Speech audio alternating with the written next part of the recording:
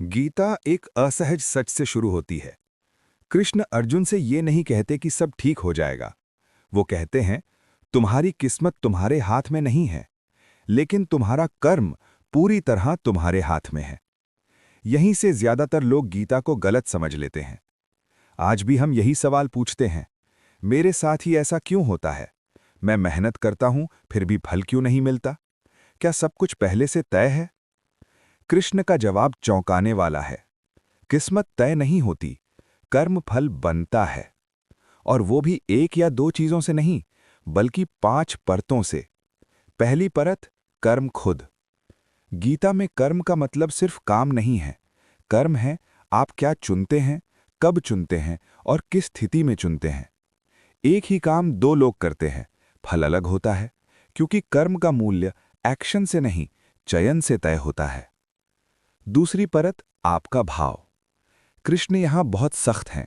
वो कहते हैं, एक ही कर्म अगर अहंकार से किया जाए तो बंधन बनता है, और अगर कर्तव्य से किया जाए तो मुक्ति का रास्ता। बाहर से आप दान कर रहे हैं, अंदर से आप दिखावा कर रहे हैं, फल तय हो चुका है। यहीं गीता असहज हो जाती है। कृष्ण आपके मन को अदालत बना देते हैं। तीसरी परत, आसक्ति। यही वो जगह है जहां ज्यादातर लोग फंसते हैं। कृष्ण कहते हैं, फल की लालसा कर्म को दूषित कर देती है। मतलब ये नहीं कि फल नहीं मिलेगा, मतलब ये कि फल आपको नियंत्रित करने लगता है। आप सही काम भी करते हैं, लेकिन डर से, या उम्मीद से, या तुलना से। और वही कर्म जो आपको आगे ले जा सकता था, आपको बांध देता है। चौथी परत, काल। ये वो हिस्सा है जिसे लोग भाग्य कह देते हैं। कृष्ण मानते हैं, समय का असर होता है।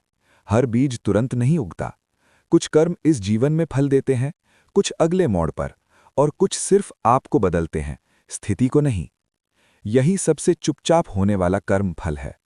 आप बाहर वही रहते हैं, अंदर कोई और बन चुके होते हैं। पांचवीं और आखिरी परत, ईश्वर।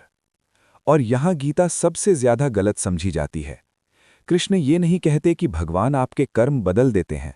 वो कहते हैं, जब अहंकार हटता है तो कर्म का भार हल्का हो जाता है। फल वही रहता है, लेकिन उसका असर बदल जाता है। 2 लोग एक ही दुख से गुजरते हैं, एक टूट जाता है, दूसरा साफ हो जाता है। अंतर कर्म का नहीं था, अंतर समर्पण का था। अब जरा पीछे हटकर देखिए। हम गीता को सुकून की किताब मानते हैं। असल में ये जिम्मेदारी की किताब है। यहां कोई शॉर्टकट नहीं है, कोई इंस्टेंट जस्टिस नहीं है। सिर्फ एक शांत लेकिन निर्दयी नियम है। आप जो करते हैं, जैसे करते हैं, जिस भाव से करते हैं, वही लौटता है। शायद आज नहीं, शायद वैसा नहीं जैसा आप चाहते हैं, लेकिन ठीक वैसा जैसा आप बन चुके हैं। तो सवाल ये नहीं है कि आपकी किस्मत क्या है।